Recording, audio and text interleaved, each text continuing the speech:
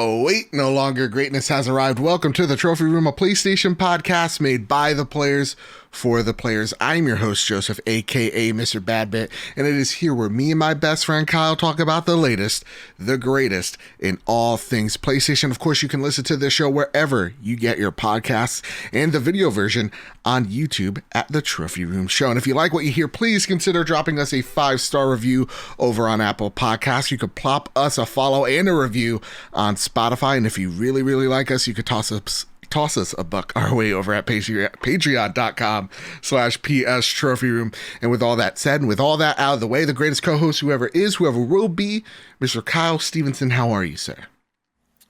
I'm doing okay.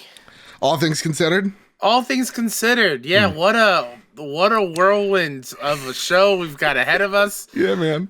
Also to everyone listening at home, the probably sorriest excuse of an injury I've ever had in my entire life. I coughed too hard on the drive home from work on Monday. Yeah. And I pulled a chest muscle. Oh, no. How unathletic am I in my current stage of my life? Dude, you know what? Like, Sean, our friend of the show, Sean Capri of the Xbox Drive, he's like, just wait till you're 30 in your knees. And I'm like, what? That's not true. Yeah. As a 34-year-old, yes. Yeah. It's bad. Bam, I woke up, my knees hurt. I'm like, what is going on? Also, guys, FYI, if I sound a little weird, like you saw I fumbled on some words, I had a root canal today, and the Novocaine's still there. And it feels weird. But you know what also feels weird, Kyle? You know what really feels weird? The news this week, because honestly, there is some PlayStation news here. Yeah. But it's earth-shattering industry news. Yeah, it's PlayStation news, but PlayStation wasn't in the headline directly. It was the effects of this has changed the way we view video games forever. Mm-hmm. Xbox, Microsoft has acquired Activision Blizzard King, and what that means for PlayStation going forward. We're also going to be talking about how Sony Studios convinced Sony to go to PC, and of course a little bit more. But beyond that, this whole episode is really a reaction to the news that broke yesterday that in fact Microsoft now owns Activision Blizzard, and what a crazy turn of events it is. So before we get right into it, I do want to just give a good heads up. We're just 3 weeks away from Horizon Zero Dawn, or actually as of recording, Forbidden West. Yeah. Forbidden West comes out on the 18th. We are doing our Horizon Forbidden West giveaway. All you have to do is go on over to Apple Podcasts, rate us 5 stars there. It really does help us out. Tweet at us at PS Trophy Room with your review, and you're in the running to win a copy of Horizon Forbidden West on PS4 and PS5. And if you've already given us a review, no problem. You're automatically entered to win. And if you're a patron, you're automatically entered to win. So make sure, we need 300 reviews. We're at 230. So all we need is just a little push to get there. Little push. All right, Kyle. Now, before we get to squaring up the news, it's time for our Patreon pitch. I want to thank our newest patrons, Lord Corgi at the silver tier, Roy Gibbs, Nick Devana, Sharon Haywood, and our platinum members, Todd Burowitz, Too Soon, and Toxic. I want to thank our gold members, Spammin' Bammin', Too Soon, Gavin Gottfried, Jose Jimenez, Jedi Masteran, Metal Kirby, Awesome Dave, Robbie Bobby Miller himself, Shroobles and Bits, and Chaotic Monkey. I want to thank our Silver Plus members, Hide Indoors, Nakachaka, Marcus O'Neill, Oh It's Just Ray, JB the Purple Monkey, Jada's Fawn Metal, Tim Ulf, Justin Rodriguez, Awesome Dave, Cypher Primus, Captain Logan, Todd Roper, Brendan Zachary, Rick Arrington, Dewane Raksha, Mannix, The Good Sir, Trucker Sloth, Drellish, Foolish Fuji, Annie Day Now, Kevin Mitchell, Kevin Diaz, and of course Mr. and Mrs. Nasty Boots. Thank you all so much for becoming patrons and supporting this show each and every month. It's the reason why we look so good, sound so great half of the time. And it keeps the show rolling. So that's real quick. Yeah. Speaking about looking so good. Yeah. audio only listeners. Oh, you're missing out. You're missing out hardcore. Yeah. We're looking fresh. Yeah. I'm just saying. Kyle more than me. Oh, I doubt that. You got a slick haircut, my man. I mean, you did too. You got like a Macklemore thing going on. I just literally shaved my head. I mean, that's fair. I can only afford things at the thrift shop, so it makes sense. Same. Well, to me, it's like, listen, my hair is receding. I'm just going to own it now. And for the most part, everyone has been giving me compliments. They're like, Joe, I love this. It looks great. It looks great. And everybody but my mother, it's like, it's literally like The Godfather. They massacred my boys. That's what she's my boy. Exactly. That said, let's talk about a massacre. Let's just get all the pleasantries. They're out of the way. They're out of the way. Let's square up the biggest piece of news we'll ever done square up. Tom Warren over at The Verge writes, Microsoft to acquire Activision Blizzard King for $68.7 billion. Microsoft is acquiring Activision, the troubled publisher of Call of Duty, World of Warcraft, and Diablo. The deal will value Activision at $68.7 billion. It's Microsoft's biggest push into gaming, and the company says it will be the, quote, third largest gaming company by revenue behind Tencent and Sony, end quote, once the deal closes. Microsoft plans to add many of Activision's games to Xbox Game Pass once the deal closes. With the acquisition of Activision, Microsoft will soon publish franchises like Warcraft, Diablo, Overwatch, Call of Duty, and Candy Crush. Quote, upon close, we will offer as many Activision Blizzard games as we can within Xbox Game Pass and PC Game Pass, both new titles and games from Activision Blizzard's incredible catalog, end quote, says Microsoft CEO of Gaming, Phil Spencer. Xbox Game Pass now has 25 million subscribers as Microsoft continues to acquire studios to boost the subscription service. Quote, we're investing deeply in world-class content, community, and the cloud to usher in a new era of gaming that puts players and creators first and makes gaming safe, inclusive, and accessible to all, says Microsoft CEO Satya Nadella. Microsoft's deal comes after months of sexual harassment claims against Activision Blizzard. Microsoft doesn't detail exactly how it will approach solving these issues, and the company says Bobby Kotick will continue to serve as CEO of Activision Blizzard for now. It looks like Kotick won't remain once the deal is fully closed and after the transition period to Microsoft, though. Spencer, formerly head of gaming at Microsoft, is now CEO of Microsoft Gaming, and the company says the Activision Blizzard business will report directly to Spencer. Quote, as a company, Microsoft is committed to our journey for inclusion in every aspect of gaming among both employees and players, says Spencer. We deeply value individual studio cultures. We also believe that creative success and autonomy... Oh my goodness. Kyle, stop it. Phil Spencer says, quote, we deeply value individual studio cultures. Yeah. We also believe that creative success and autonomy go hand in hand with treating every person with dignity and respect. We hold all teams and all leaders to this commitment. We're looking forward to extending our culture of proactive inclusion to the great teams across Activision Blizzard, end quote. Microsoft's huge Activision Blizzard deal comes nearly a year after the company acquired Bethesda, ZeniMax Media, for $7.5 billion. At the time, that acquisition bolstered the company's first-party Xbox game studios to a total of 23 and was seen as a huge boost for Xbox Game Pass. Microsoft now expects the Activision Blizzard deal to close in the fiscal year 2023, end quote, which means we might not see this deal approved for up to 18 months. Wow. And first off, Kyle, what a crazy quote. I can't believe Phil Spencer told you to get it together. and he yelled at you. It's wild, right? It's crazy. Sorry, y'all. Real talk. This is devastating.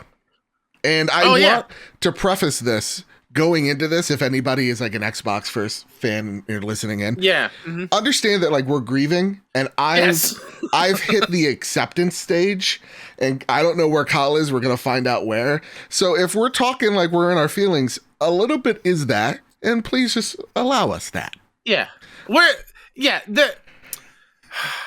I'm trying to come to terms with it, right? Because we're both very big on we hate fanboyism. We want to celebrate video games. Yeah. This hurts as a PlayStation fan and a PlayStation gamer.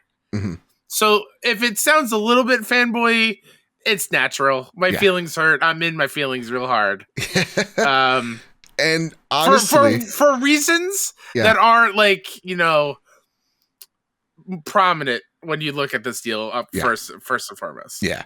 So who also must be in their feelings right now is also Sony. Sony shares, look at me with the words again, it's the Novocaine, fell 13% following the news of Activision Blizzard's deal. They lost over $20 billion. Think about that. My goodness. Phil Spencer expects this is the second point. We'll save that a little bit later. So right here now, a lot of things are happening. There's never been a deal this size. I mean, when it comes to third-party publishing, Activision's the largest in terms of market value, right? They literally print out the biggest game every year, which is Call of Duty. And it is the most profitable video game IP, hands down. Yeah. This is ginormous news, and I want to know your take, your reaction, not like where you were when this happened. We've all been there.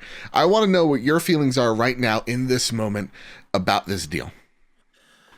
Oh, man. It's hard to pick one place and stick to it. My mind's all over the place because there's so many things that I think we want to hit on this. But it honestly, I'm worried straight out of the gate. I'm worried because Microsoft's just going to buy everybody. That's what it feels like to me. It's because they have the money and they're willing to spend. And to me, they just bought up so many fabulous, amazing studios. Right. Makes you want to buy an Xbox, huh? I mean, yeah, I'm happy I have one. It's just, in addition to, like, last year, I was sitting here upset that they bought Bethesda. Right. And I'm missing out on Wolfenstein and Doom and Arcane stuff. Yeah. Now I'm thinking of all the potential that Activision locked away for so many years, which is now going to be fully unlocked underneath Xbox. And isn't that a good thing that these IP are finally then just getting used? Yes, it absolutely is. But it's a bitter pill to swallow where Xbox now owns Crash, Spyro, Tony Hawk, Guitar Hero, all these franchises and IP that mean so much to me because I played them on PlayStation. And to me, they are so ingrained to PlayStation. Right. But now they are fully on Team Green. It's weird. It's very weird. It's all of a sudden... It's like the PlayStation mascot, Joe, is now on Xbox. I get it. Oh, my God. Here's where my feelings are. Because I understand, like, to me, Kyle, I feel like you're the casualty. Because, like, you don't get, like, you're not in the fanboy comments pretending to be a fucking lawyer. I'm sorry for the cuss. I forgot the bleep button. It's going to happen. It's going to happen. This thing's going to, and people are like, well, why didn't they just buy, Ubisoft, EA, and 2K? That would equal to the amount. That's where that's where the buck stops. That's where we get into this is a monopoly. You literally just bought it all. So Microsoft wants to tread lightly and also own all the IP that they want to publish. That's why they didn't buy WB. So they took a look at this, and you get an annual release every year that prints cash, and then you get legacy IP on PC. You get a mobile suite with King. You get it all in this deal. And so to me, on paper, if I'm Phil Spencer, this is a deal of a lifetime. Right? Absolutely. Because again, PC Game Pass, like Blizzard, to me, it doesn't hurt that they're on Xbox because I view Blizzard as a PC thing. Sure. Absolutely. Right? So to me, that's not a big hurt. But I have played Diablo and Overwatch on PlayStation. But again, I play it really on PC. Can I throw something in there right now that I think you'd be super excited about? Yeah. And I think you probably have already thought about this. But like, Microsoft's got to see what Sony has done with having Final Fantasy 14 as a big MMO on PlayStation. Now they own Blizzard.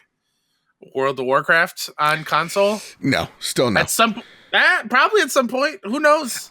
Everybody that's never played World of Warcraft says that. People that have played World of Warcraft, you literally need a Warcraft 2, like a World of Warcraft 2. That's how you do it. I don't know. I don't buy it. Trust me. All the emotes and all the like, how are you gonna get the mods in there? It's gonna be a mess. All right. That said, I take a look at the PC side. Makes sense. Mobile, none of us mess with this. It's fine. Go ahead, have it. It is the Call of Duty thing. That's the big one where I kind of think of like, I'm thinking of people like you and just people that have been content on PlayStation playing Call of Duty, and now all of a sudden the rug's ripped from under them.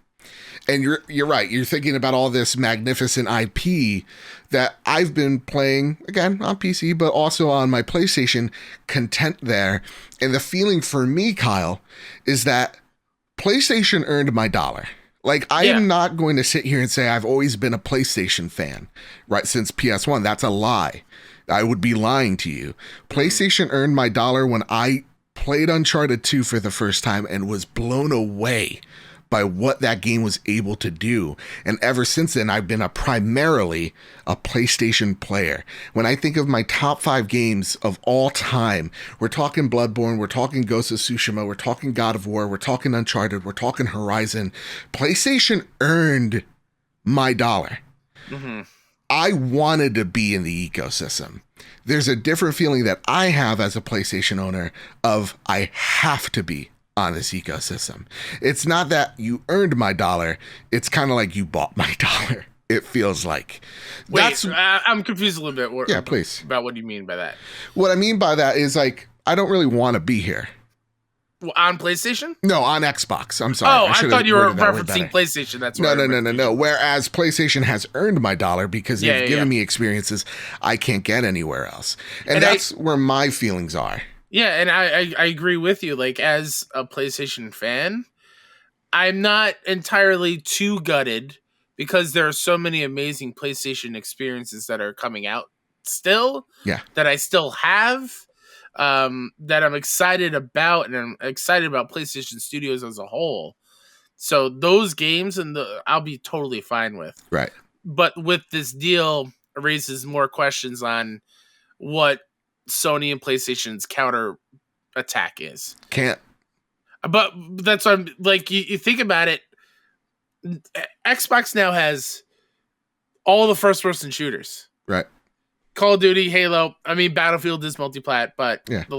You're talking like the heavy hitter, which is Call of Duty. And what have we been saying forever? PlayStation needs some first person shooting in their lineup. And there is some of these studios that are making something for them, but we at least had Call of Duty to have that there. Right.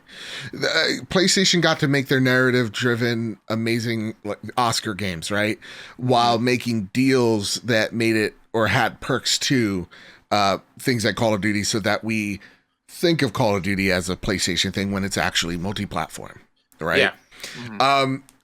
And so, this is now an even bigger drive of PlayStation needs to broaden their portfolio to more things. You need RPGs. Now you need a first-person shooter, and you need a first-person shooter that could take on Call of Duty, and that's no easy stretch whatsoever. No, not at all. So, yeah, this is a big swing.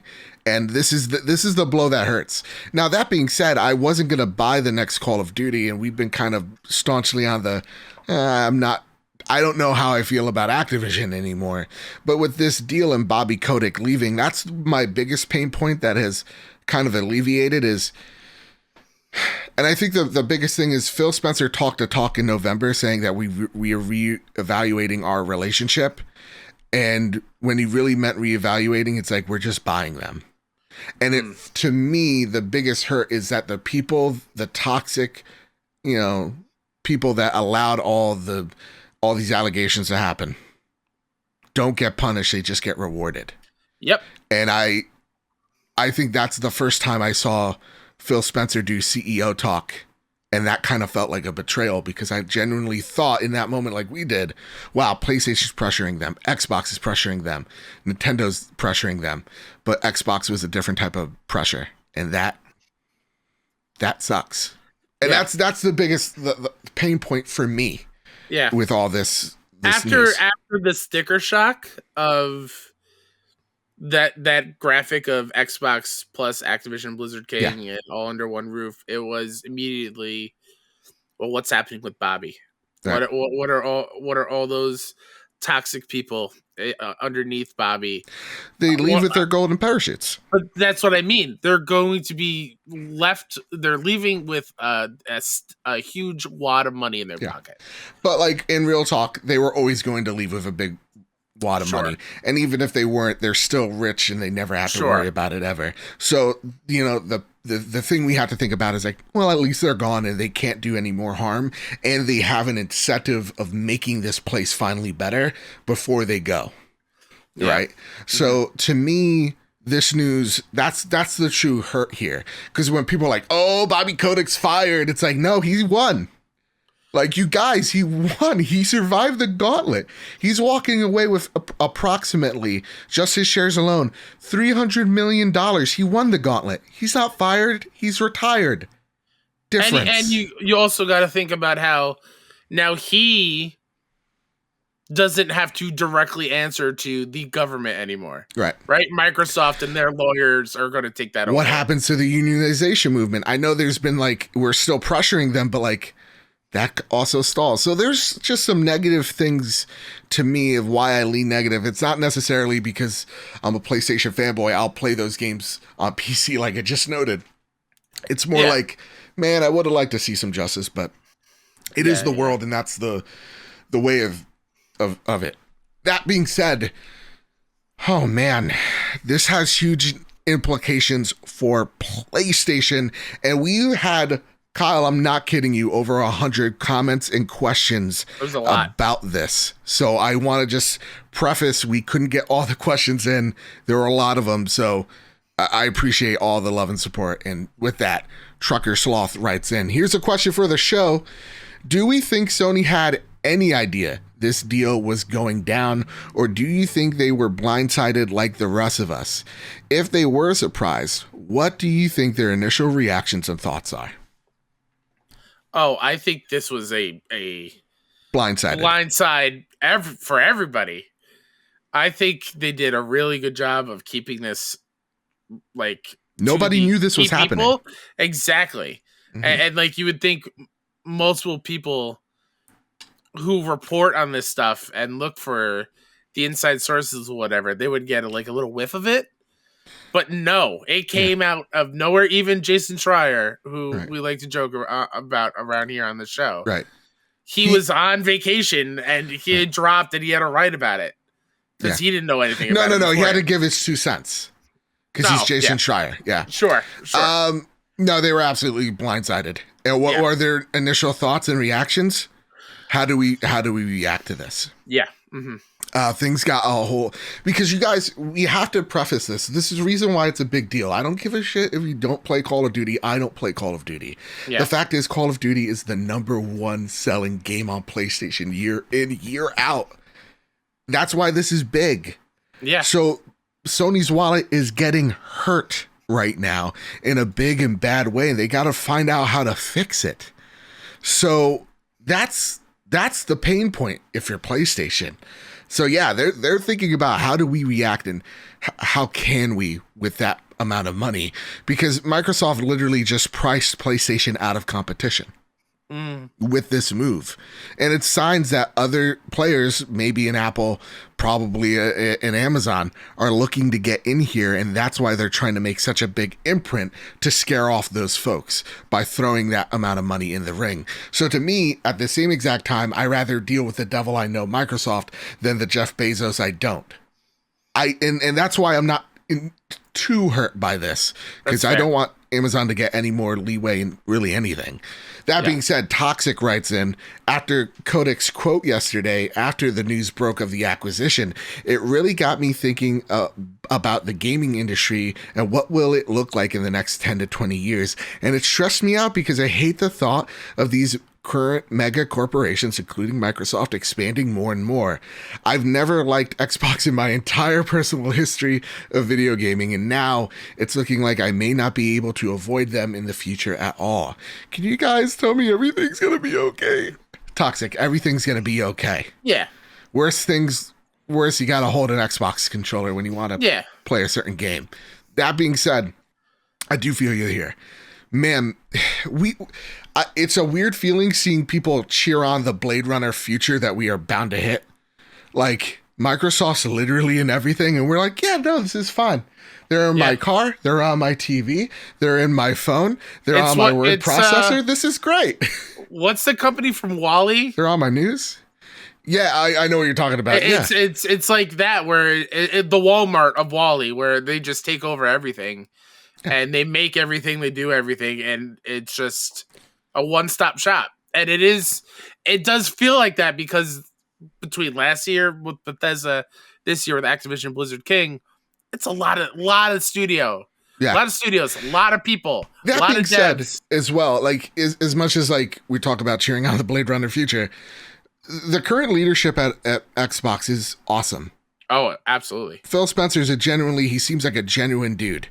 Again, sometimes talks like a CEO and depresses me. But like even when you see the corporate leadership, they talk the talk and it seems like they're walking the walk. You got amazing, like over half of the executives are women and people of color. Like that's awesome. Love it. Holy crap! And devs seem, that they enjoy what they're doing there. So. Yeah, as much as like this is scary because who comes after Phil and what their plans are, maybe it's like Jim Ryan 2 or something.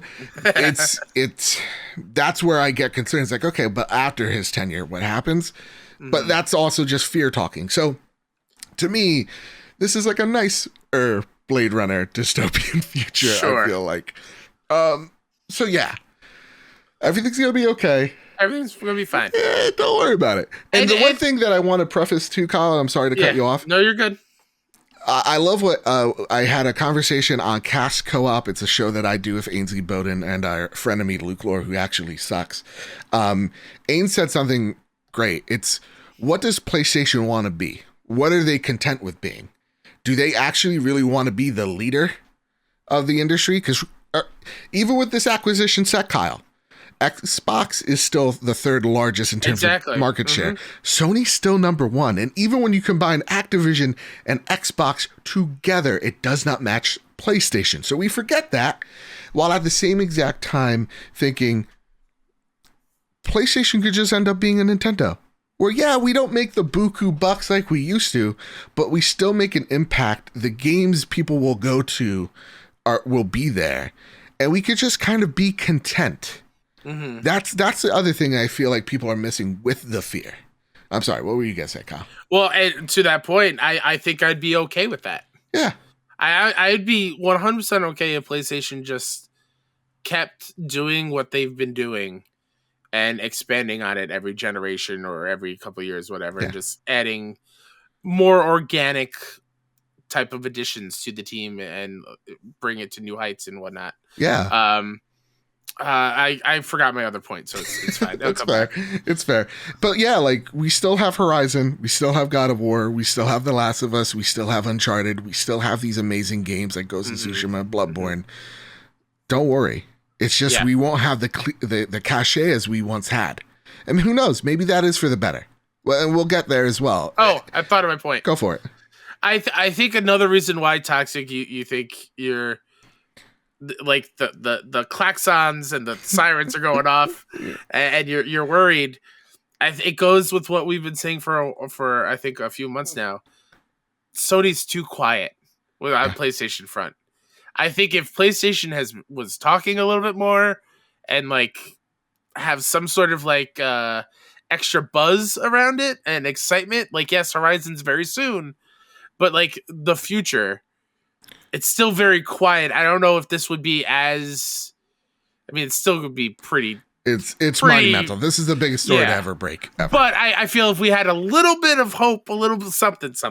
Yeah, this is encouraging PlayStation to talk to us more and to make some moves. And speaking of big moves, and Johnson writes in, do you think PlayStation is planning on a comparable acquisition to Xbox getting Activision Blizzard?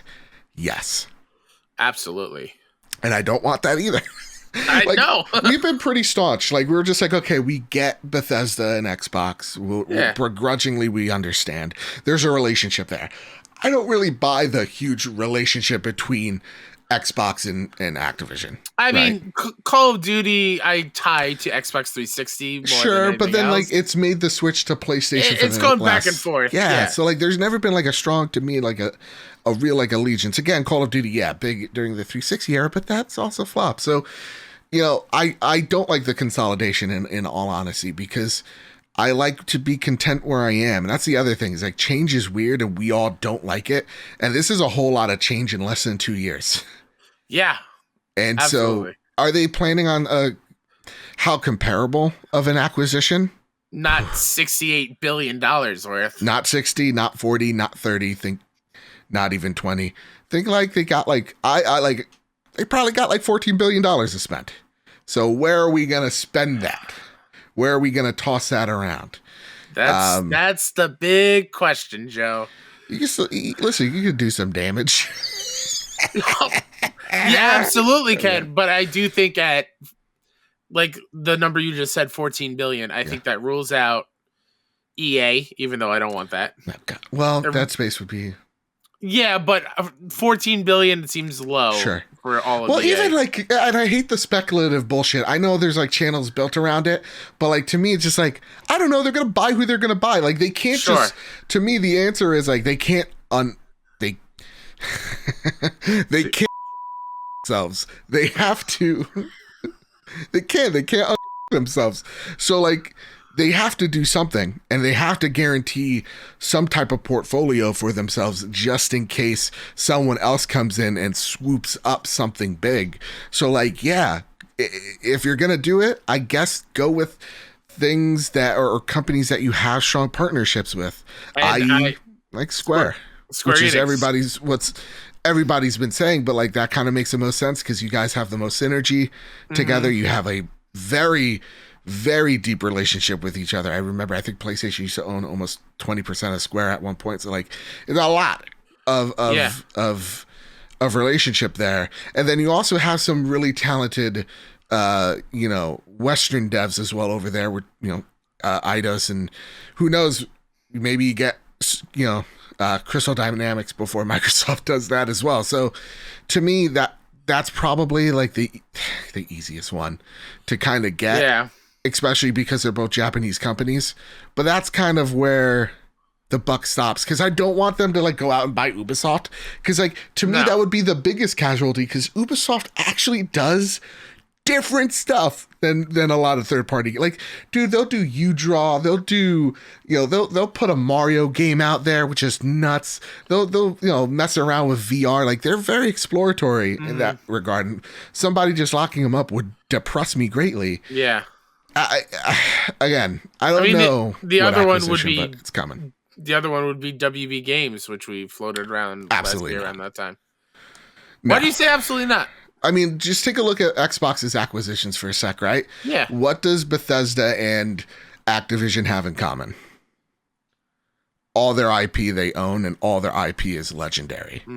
With WB Games, you're talking about, we're going to also buy Discovery.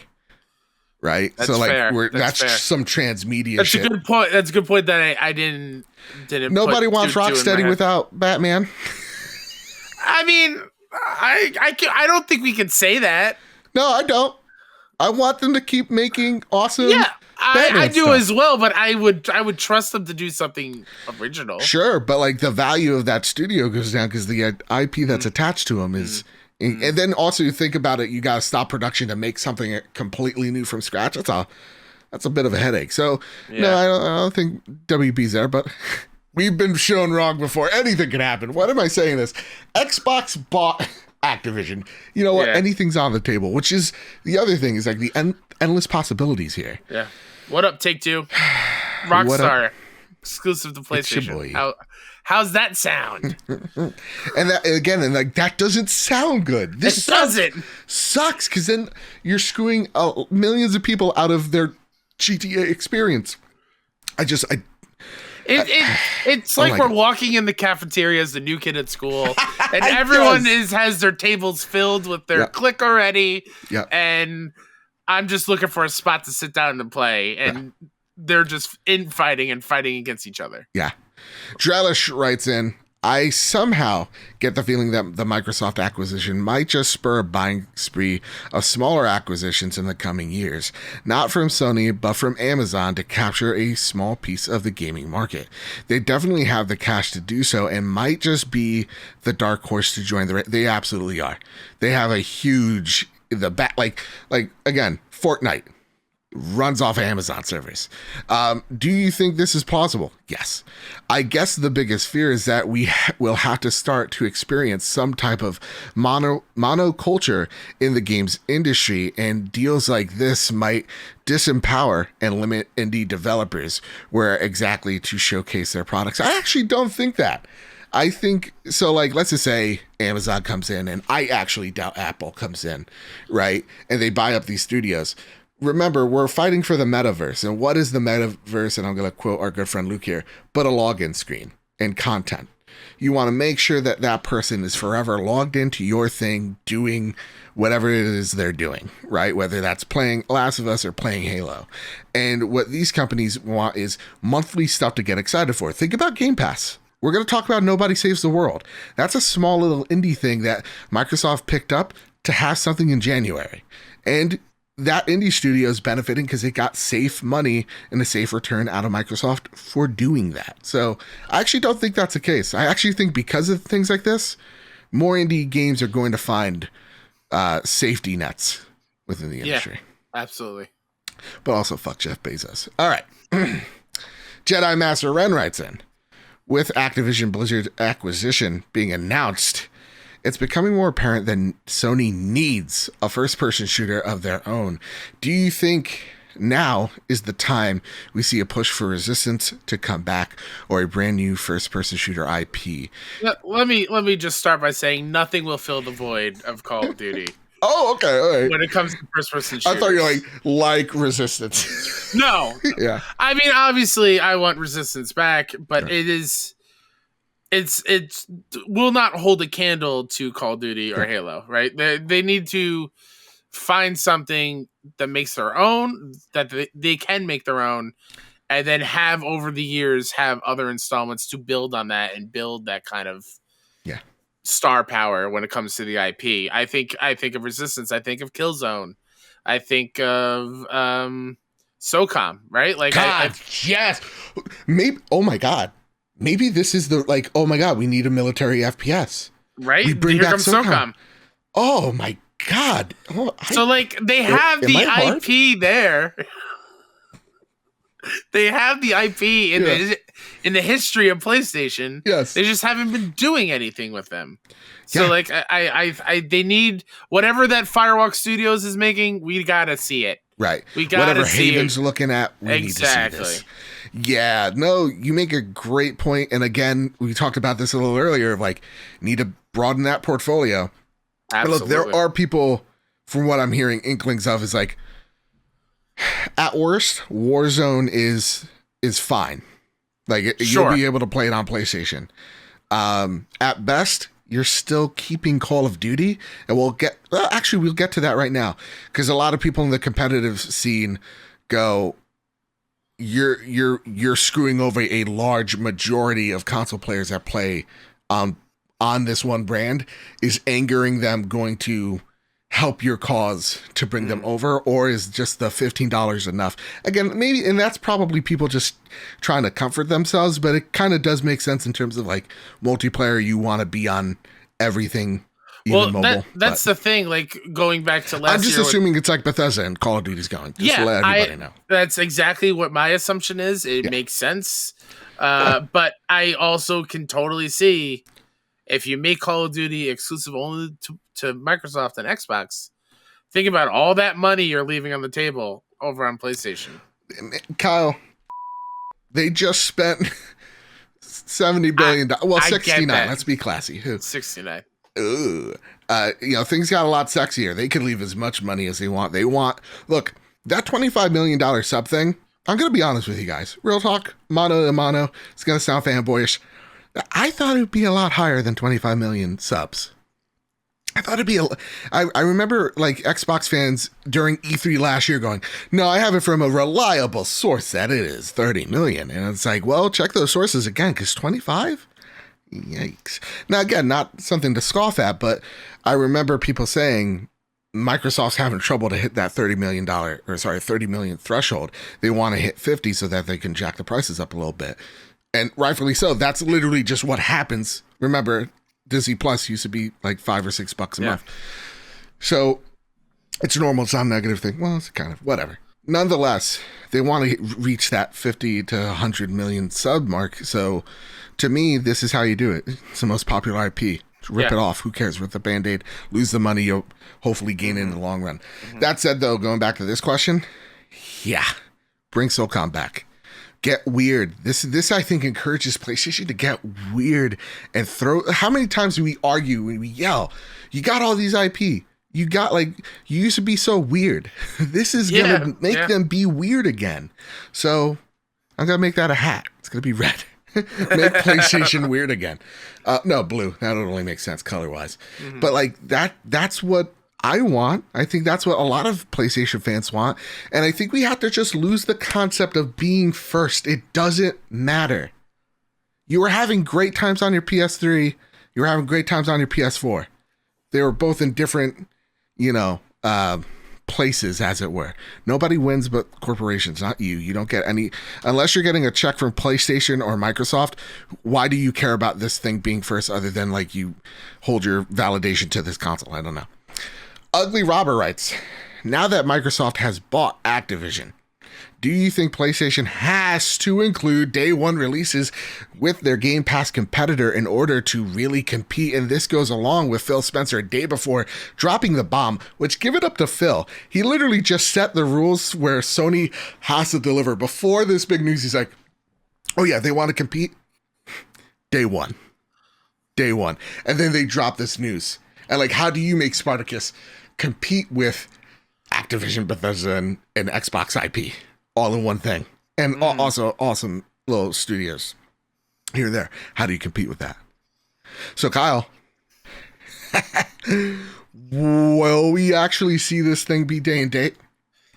Oh, man. I think I've gone on record saying no. I don't think they need to.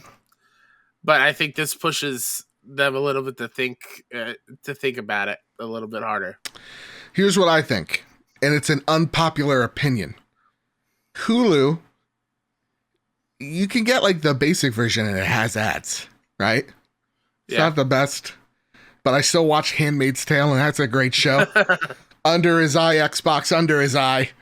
But at the same exact time, you got things like Disney Plus, where we'll drop some movies in a premiere where you have to pay $30 and some whatever, but the IP is so strong that you're like, whatever, I'll do a premiere of, I don't know, what is it? Was it Shang-Chi premiere? One of those. Black Widow. I'll pay $30. Yep. Yeah. And then in a year or two, it'll come to the service for free.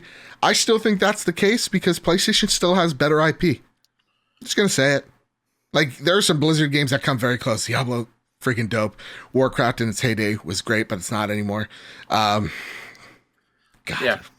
What did they do to Sylvanas? Nonetheless, they still have the IP that is people stop for.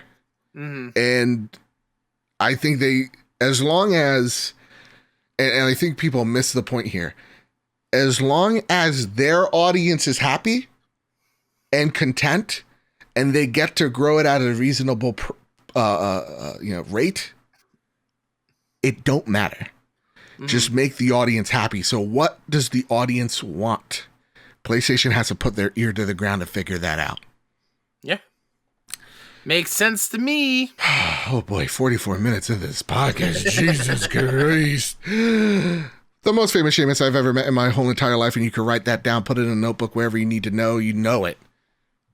If Spartacus does turn out to be PlayStation's version of Game Pass, comparing both PlayStation and the Xbox catalog of games and developers, which do you think it will be better? Oh my God, what a great question. That is now so hard. It really is. Because, I mean, it depends, right? Like, you're adding PS1, PS2, PS3, backwards compatibility. You're adding new games every month to this catalog, back catalog. You have literally, like, you have the best, to me still, the best, studios in the world at PlayStation, making some of the best games I've ever played. But then you have Xbox that has some amazing studios too that aren't slouches in their own right. And to me, I mean, the fanboy comes out of me with Blizzard because I still remember them in their heyday. I'm like, oh man, the Lich King. Can't get over that son of a bitch. So honestly, it's kind of the eye of the beholder. I'd like both. And I know that's such a cop-out.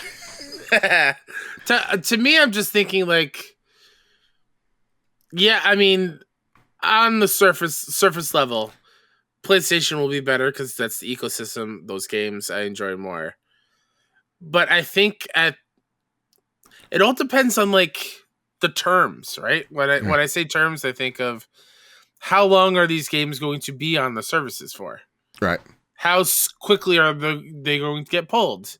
How much of the changeover are they going to be there forever on Spartacus, like for the old backlog catalog games, or will they be gone in a year or two? Mm-hmm. Like there's a lot of questions there because I know Game Pass things get switched out pretty frequently.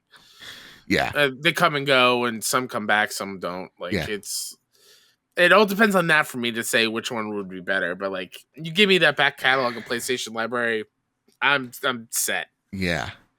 Oh man, it gets. I would actually kind of lean towards Xbox at this point. I know I'm a host of PlayStation podcast, blah blah blah, Sony pony, but I'm just thinking of Diablo. I'm like, they got variety. Sure. But also at the same exact time, they lack parity. So like, it's like, am I talking about Game Pass PC or am I talking about Game Pass console? Because if it's Game Pass PC, well, I'm leaning towards Xbox here because of Blizzard. Mm-hmm. But also, if we're talking console, I'm like, yeah, PlayStation. That's where I prefer to play most of those games. And at this point, like, again, there's like Bethesda to think about. The next Elder Scrolls, right? Starfield, if we see more than a couple of JPEGs and pretend to be excited about it. You know, there's just things in there. Settle down. I got a few people angry at that comment, I know. But yeah, so, you know, what a great question. We finally now come to a point, and I mean this wholeheartedly, and it may come as a dig, and I apologize, where Xbox has a great catalog.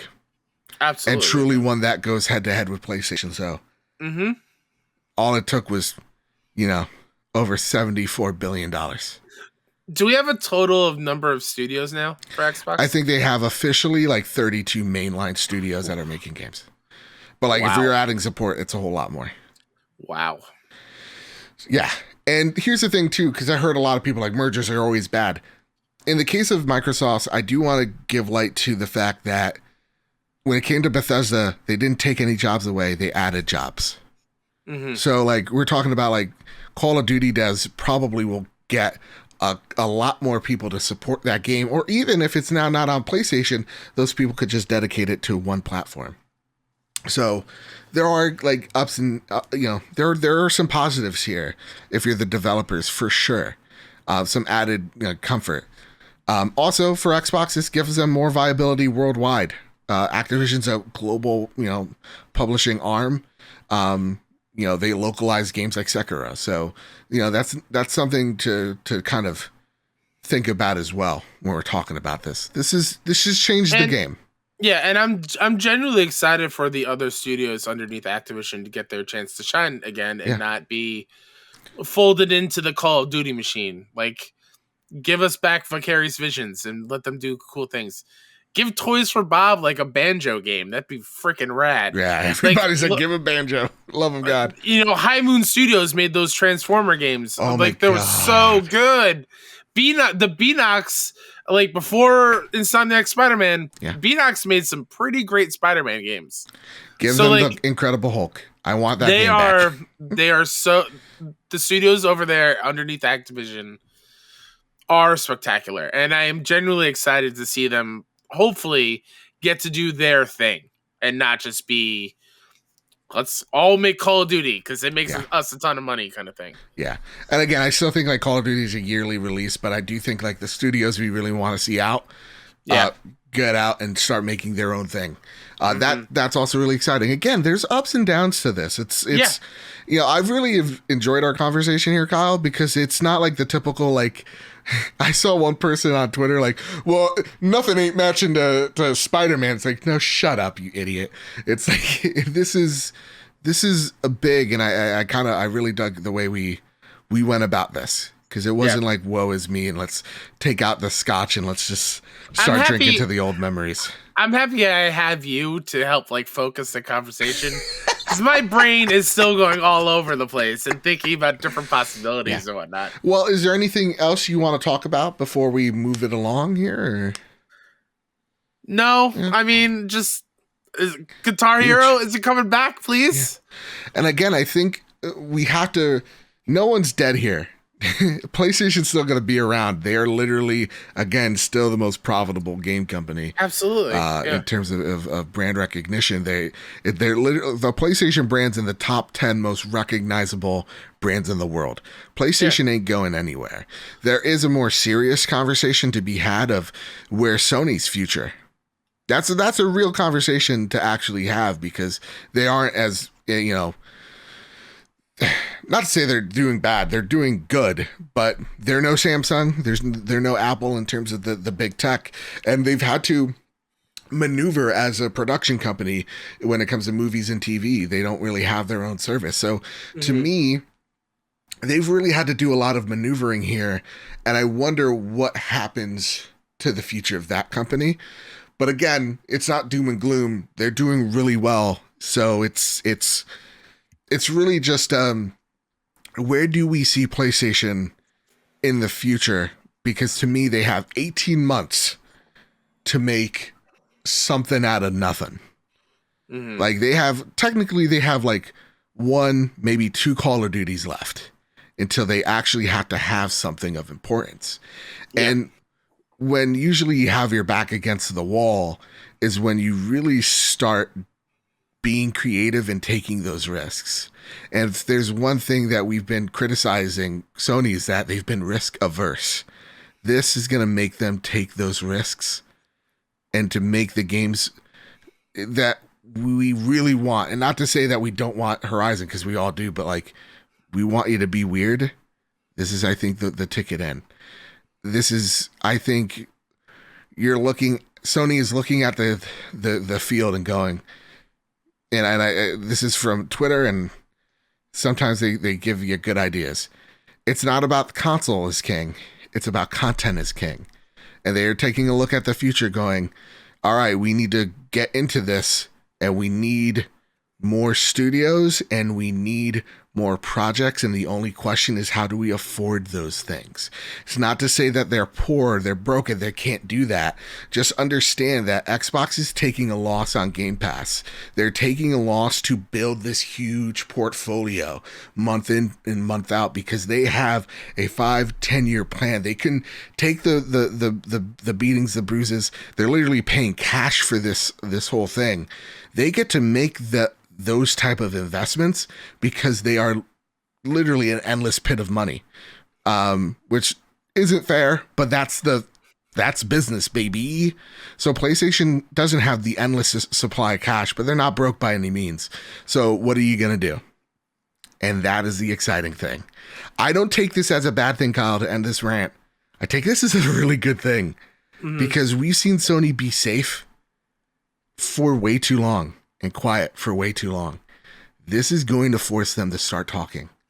So guys, this isn't the end of the world. You still have Horizon. You still have the Wolverine. You still have Spider-Man. We're playing Horizon in a month. We're great. Just real quick aside. Yeah. How many Brinks trucks do you think is $68 billion? Because you said cash, and I'm thinking, how many Brinks armored trucks will take to make sure it can hold $68 billion? I'm thinking of like the school bus in Dark Knight. In Dark Knight, where the guy's throwing the money in the bus. Yep. Oh, that's a lot of money. And it's only like 3 duffel bags or whatever it is. How many duffel bags is $68 billion? I don't know. Somebody do the math. I don't know. Thank God you understood that reference. I gotcha. Yeah. Whatever doesn't kill you makes you stranger.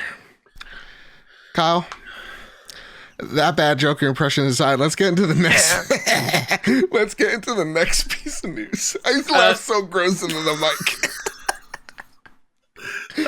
I'm having fun today. You sounded like another villain, and it's not going to come to me. Zarmina Khan over at PS Lifestyle writes, PlayStation games on PC was Sony first-party devs' idea. God of War director Cory Barlog has revealed that it was Sony's first-party studios that were pushing the company to release PlayStation games on PC, and the powers that be ultimately reached a tipping point where they agreed to go ahead. Speaking to Game Informer, Barlog said that PlayStation Studios collectively said, quote, so many suggestion box suggestions, unquote, that someone higher up at Sony decided, quote, I'm tired of hearing all this. Fine, we'll do this, end quote. However, both the management and developers are still coming to grips with the process of porting PlayStation exclusives over to PC and figuring out a strategy for doing so. Contrary to popular belief, releasing PlayStation games on PC does not impact console sales, and Santa Monica Studios' Matt DeWald confirmed as much to Game Informer. Quote, we've sold almost 20 million, like 19.5 million copies of God of War on console, he said. There are still people out there that have never played it, and if they haven't played it on console by now, they're probably not going to play it on console, end quote. DeWald and Barlog said that releasing PlayStation exclusives on PC opens up developers' work to a whole new audience, which is exciting for studios. Ooh-wee. That's...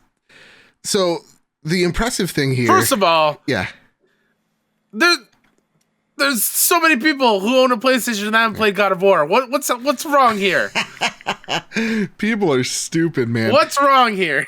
No, I look at it as this is one game, one console, 19 million. Oh yeah, in a span of like 4 or 5 years. That's nuts.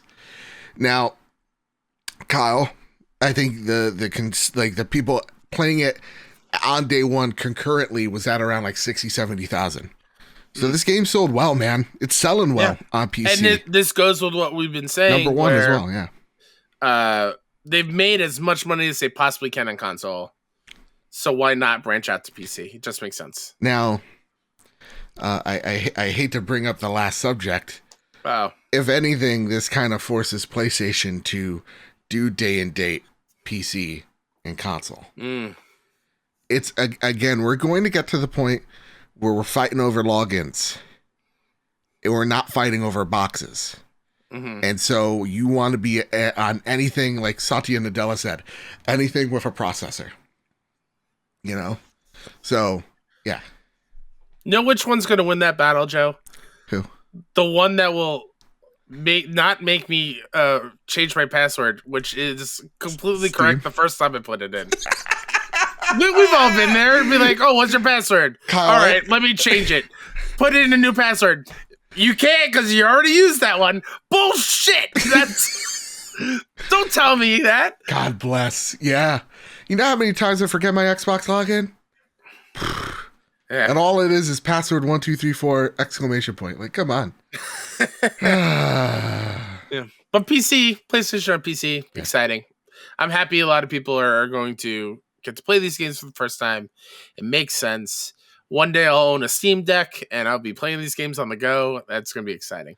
Very exciting. And I'm very excited by this news. Again, this is it. It's happening, and probably because of the announcement before, this is happening now at record speed. And good. Yeah. This is awesome. We've already seen some people be CJ from San Andreas as Kratos. I did see that. I was like, wow, that's awesome. It's like, oh shit, here we go again. So is that this week's check-in on the God of War mods? There's also one where he has big old googly eyes and like his like a big chin like past his face with his tongue out. It's hilarious and frightening. But yeah, awesome news. Now let's get into some flash news. All these are from VGC because I got a little lazy. Horizon Forbidden West gets a new story trailer and some character screens. And to note, first off, dope trailer. Aloy looks fantastic. Like there's one part where she scrunches like her brow, and you see like the creases of her forehead. Yeah, it's nuts. I was like, what? Oh my god, technology is crazy. I'm on blackout. I haven't seen it. Oh, it's cool. I'll take your word for it. Well, hashtag spoiler alert. I saw this though. It's okay. I saw this. Carrie-Anne Moss, who plays Trinity in the good Matrixes and the one that just happened. She's going to be one of the villains, as well as, oh my god, Angela Bassett. Ooh-wee. Ooh-wee. Talk about someone that could throw me through a wall. Oh my god, the thirst. All right, let's settle down, Joe. We got a show to do. Love of my life. Okay, so yeah, check that trailer out. Joe got thirsty over, that. Kyle, we're a month away. Yeah. And Xbox can't take that away from us, at least, no, right? They can't. Right? No, they can't. Right? Swear to God, Gorilla, make the game go gold. Right now. Please. Daddy needs this. Oh, God. Oh, yeah, and it's stated again, 60,000 concurrent God of War PC peoples. All right. With all that news and all that Flash stuff out of the way, Kyle, are you holding on to something? I am.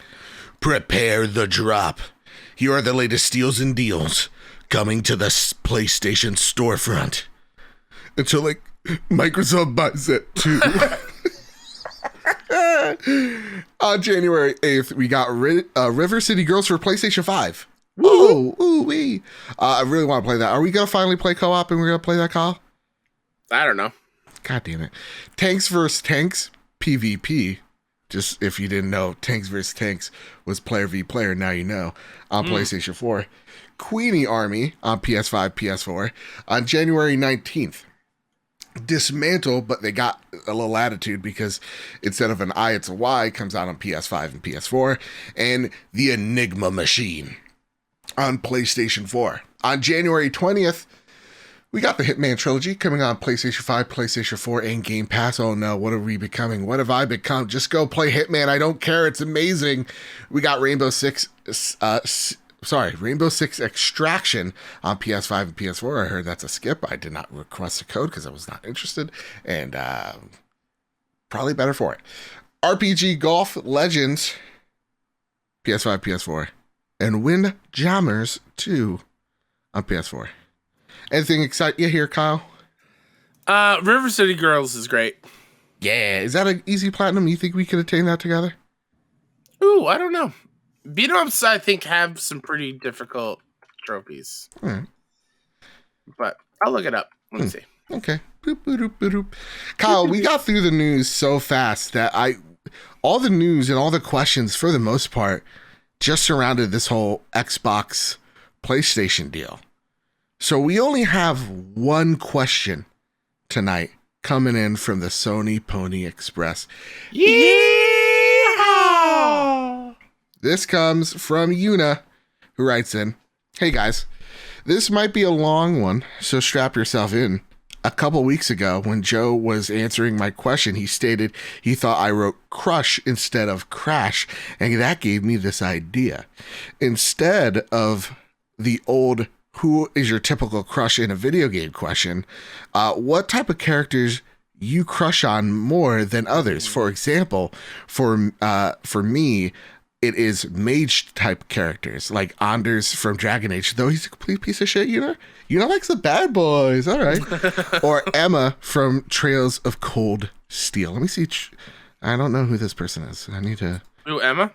Yeah, from Trails of I as an RPG fan, I know I need to play the Trails of Cold Steel games. Apparently they are amazing.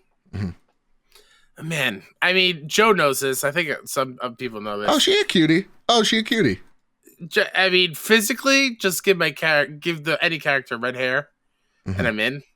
Yeah, I'm instantly attracted to that person. Yeah. But like personality types and like character types, that's interesting. I don't know. I think I'm thinking. I think a mage type as well. I think Yuna and I have the same type. I think like I'm thinking of Yennefer, you know, love of my life. I'm thinking of oh my god, from Mass Effect 2. Oh my god, Miranda, yeah, Miranda punched me through the heart, just end me immediately. And then like, oh my god, who's the chick from Warcraft? Jenna. Wow, it's. I cannot help you on this one. What a fake fan. Jaina Proudmoore. There you go. Jesus. But then again, like they ruined her character too. Like that's the thing. Like I like a really strong character that's compelling and that has, you know, problems like we all do. If I could relate to them, I could crush on them. You know. I kind of like the tomboyish, like strong female characters, like Tifa. Okay. Oh, Tifa could and like Aloy, obviously throw me through a wall. Yeah, I think that they are the ones that I'm drawn to first and foremost. Yeah. What's is her name? What's oh my god. What's the bald lady from Mass Effect 2 now? Is her name Jax as well? Jack, yeah. Yeah. What up, girl? What up, girl? That's it. That's all the questions that we have this week for the trophy room. Now, it's a segment we finally get to come back to. Oh, yay. What you been playing? And Kyle, I have a feeling you've forsaken us. Excuse me? You know, we talk about this Xbox acquisition and you're out here now playing Xbox games. You know? Listen, I follow the developer where they go. That's fair. I was lucky enough to get a code for Nobody Saves the World, which is only on Xbox as of right now.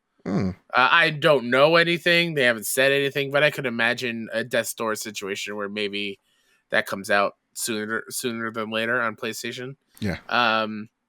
Nobody Saves the World is from Drinkbox Studios. It is an arcade. And what have RPG. they made? What have they made? Yeah. Guacamelee 2, Severed on Vita. Really amazing titles. And so this is more of a action RPG. I said arcade RPG. That was wrong. Action RPG where you are a nobody who uses different forms to battle and find this this mage who is gone missing. Is this mage also hot? I'm asking for me and you here. No. Okay. I don't think I've run into the mage yet. I haven't beaten it yet. Fair enough. But this game has all the charm you want from a Drinkbox game. The writing is funny and clever. The art style is gorgeous. The gameplay is super fun and addicting. This is a game where you sit down and you'd be like, all right, I'll play for like 30 minutes, whatever. 3 hours go by. And you're having a great time. You get sucked into it. The forms are great. My favorite it's an early one, but it's you play as a rat. And it's just like a little gnaw attacks. It's super fast. It can add poison. So is this, because I'm sorry, I did space out. I'll be honest, I was thinking about Angela Bassett putting her heel on my chest. I got you. It happens to the best of us. Is this like a Zelda-like dungeon crawler? Like a top-down 2D? Yeah, top-down. It is a lot of dungeons, yeah. So it is their take on a Zelda type of game. Okay. And it is surprisingly very deep as well. Like you can customize each form with different abilities from other forms as you level up. So like you can have a form that has a poison attack, also a sharp, blunt, a light attack, different status effects, really, really cool stuff. And it's very quick and easy to access as well. So like a game that has quests constantly updating might feel a little overwhelming, but with Nobody Saves the World, it has everything stuck to the left bumper. So you just pull up the left bumper and you can see which quests you're following and see the tracker update in real time. And you're constantly being rewarded. It's such a blast. I can't wait for people to put some more time into it. It's roughly around 20 hours is what we were told. I'm about 8-9 hours into it. Nice. It's a great Do you think it's an easy plat? I think it's going to take some time. I think it's going to be pretty similar to like the Guacamelee plats, which are some of my favorite, where you will have to play it again on New Game Plus. But it is a game that is that you want to do that. Okay. Like it won't feel like a chore that you're going through that. All right. Cool. Yeah. Anything else you've been playing, or is that pretty much? Oh yeah, I just said the fever was getting too much. it was getting too high. Yeah. And I was like, I can't wait another month. I need my Aloy fix now. Ooh. So I was I hopped back into Horizon for the first time since I platted it in like 2017. I'm so excited for Forbidden West.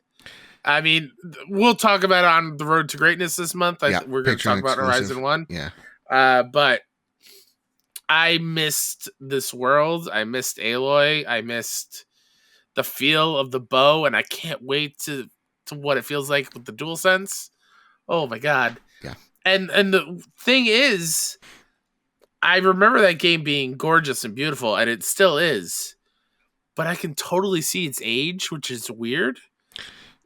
Yeah. Like the cutscenes aren't as filmic.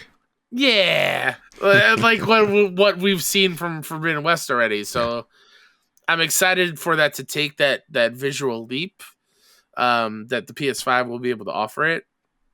And Zero Dawn's great. It's fantastic. So good. I decided I wanted...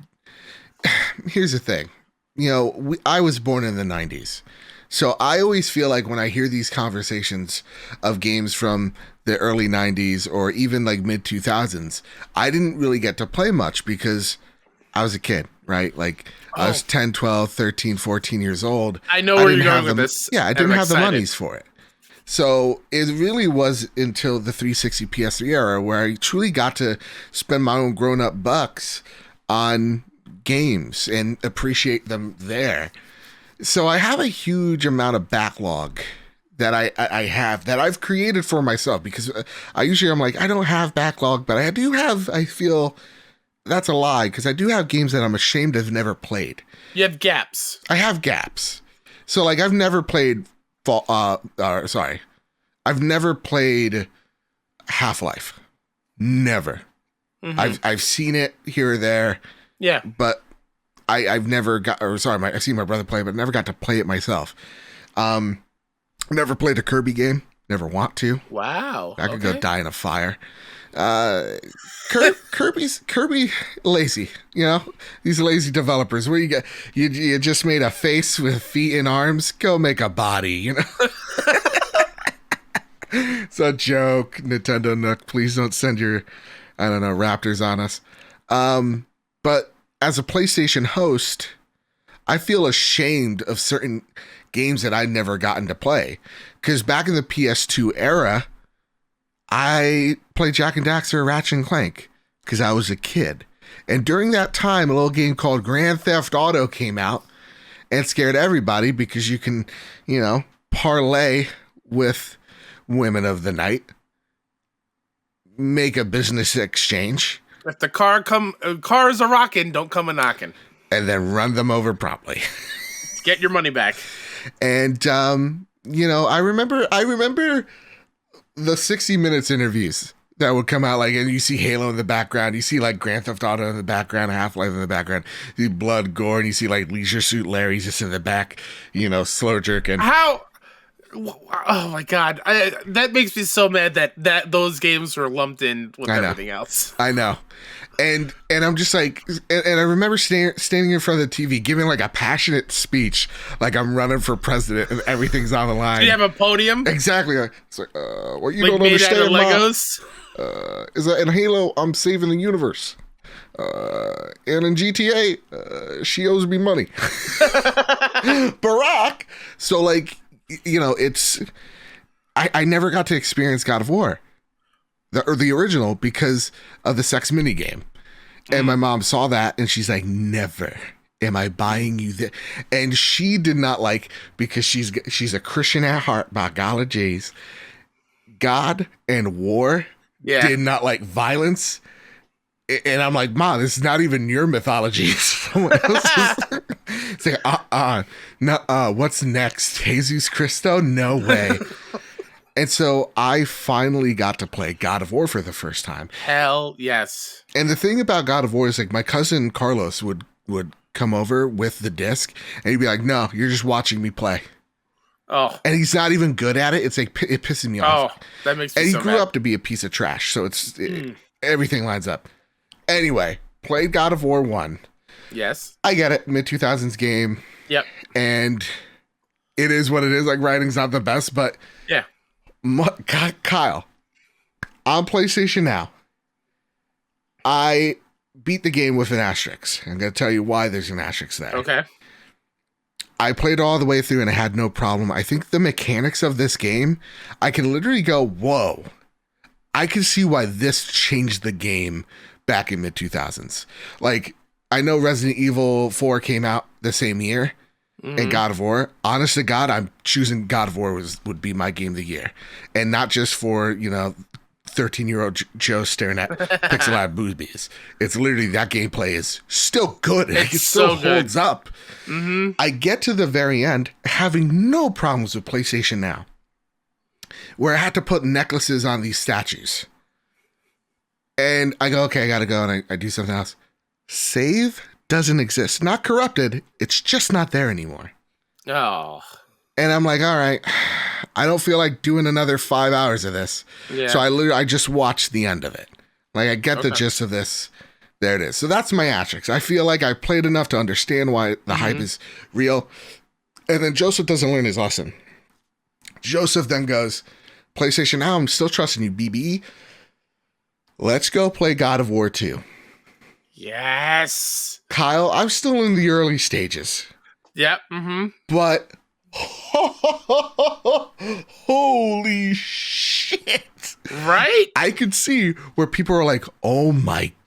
I could see that this is the outline for what makes PlayStation great today. These experiences that are like in the moment. The quick time events aren't that egregious as well. Like, they feel appropriate. Dude, within the first 15 minutes, it's like every problem I had with the first game gets solved here. And like, Kratos just feels great to control. You know who directed that game? Who? Cory Barlog. Probably why it's the better of the two. For sure. It's fantastic. Now, also, I will say this about the game, and I'm not going to go on like this tangent, like, oh man, there's too many boobs, and I'm really offended at like these pixelized breasts. But you can really tell that like single 20-something-year-old guys wrote this game. Yeah. It's very like teenager-esque in terms of story. It's very simple. And yes, I Kratos is an uncompelling character. I was about to say, you now know why everyone who played him in the past, or like when God of War 2018 came out, was like, oh my god. Yeah. I feel for Kratos. He's an actual human being that I care for. Yeah. Instead of this like unstoppable killing machine that is Calliope. He's just a dickhead. And like, so like I get why he does cool shit and destroys cool monsters, why people think he's cool in the 2000 games. But yeah, I'm just like, wow. I even just playing halfway through the sequel, I'm like, this is gonna probably be. I understand why this is probably like one of the greatest franchises ever made. Because like, I think my mission now is, I want to beat every single God of War, get into Ragnarok, and Plat 2018. Okay. That's my mission. That's my goal. I would Ascension. You don't have to play. I heard that one's a bad one, so I won't. Three's pretty good. It's spectacle wise. It ramps up. The PSP ones are fantastic. I hear only great things about them. Oh, so good. Yeah. And I'm so happy you dove into them because now you understand the feelings of emotion. Spoiler for 2018 God of War. No, don't. People will yell. And honestly, the sequel's coming. But you bleep it out, like self-bleep. He's talking about things. He's like, he has hand motions. Like you understand.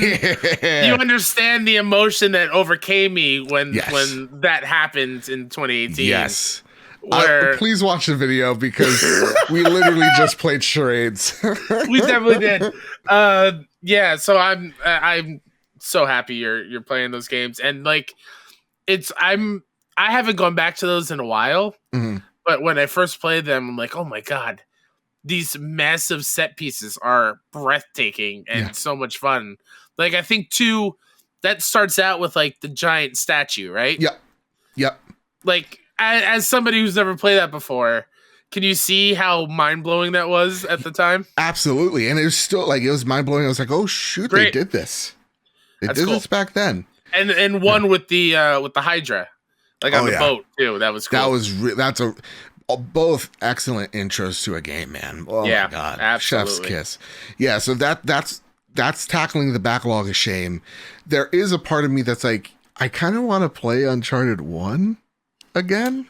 Oh, don't do it. Yeah, I know. I tried just because, it's coming out or whatever. Yeah. But like Uncharted 1, I'm going to be honest with you guys. I tried doing it through the collection.